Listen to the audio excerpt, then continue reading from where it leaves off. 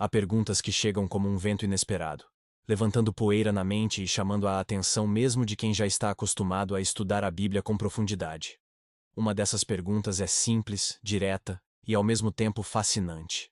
Como explicar a longa vida dos patriarcas bíblicos quando comparamos isso com o que sabemos hoje sobre biologia, saúde e história humana? A primeira leitura de Gênesis parece nos levar a um mundo em que as fronteiras do tempo se estendiam como um horizonte sem pressa. Homens vivendo 500, 700, quase 1000 anos. Pessoas que atravessavam gerações como quem atravessa estações. E, naturalmente, isso desperta uma curiosidade profunda.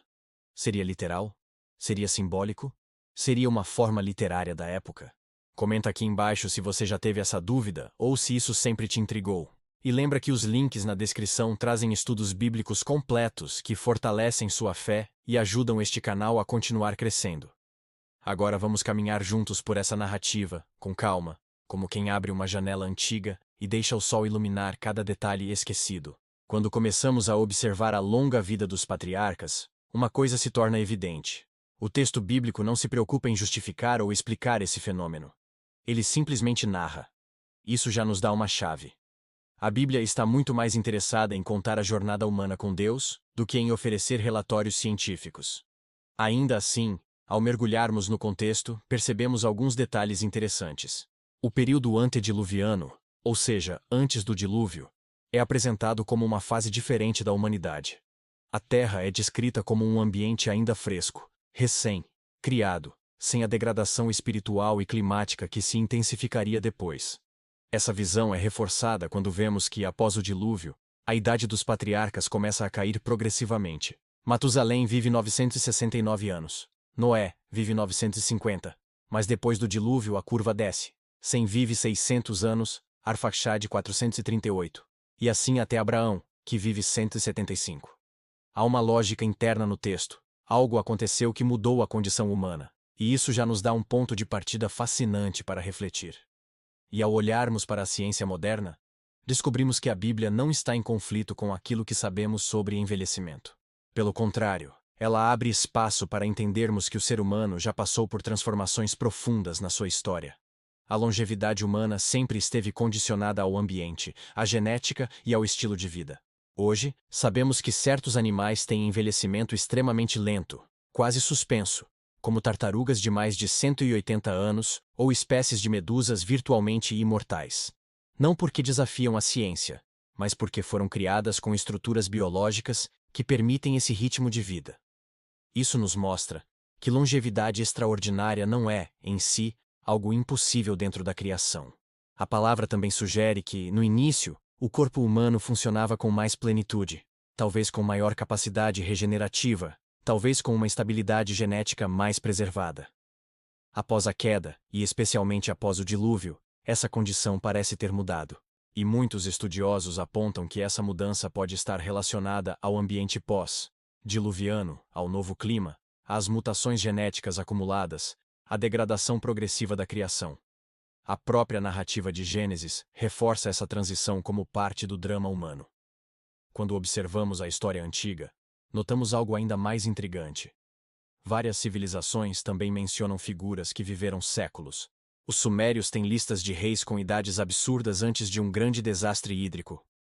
As tradições chinesas e indianas também mencionam ancestrais de vida longa.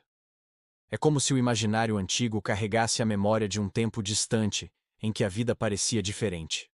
Não é coincidência.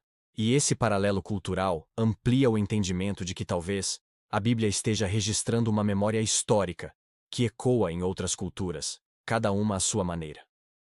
Aqui o ponto alto da narrativa surge quase naturalmente.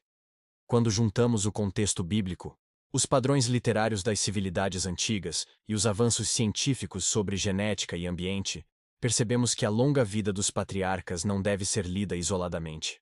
Ela faz parte de uma moldura maior, um período em que o tempo tinha um ritmo diferente, e a própria humanidade estava em suas primeiras páginas.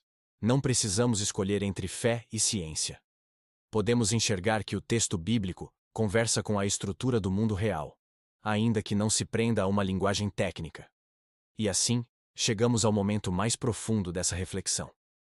Talvez a pergunta não seja apenas como eles viveram tanto, Mas, o que essas vidas tão longas revelam sobre Deus e sobre nós? A longevidade dos patriarcas revela continuidade, legado, memória.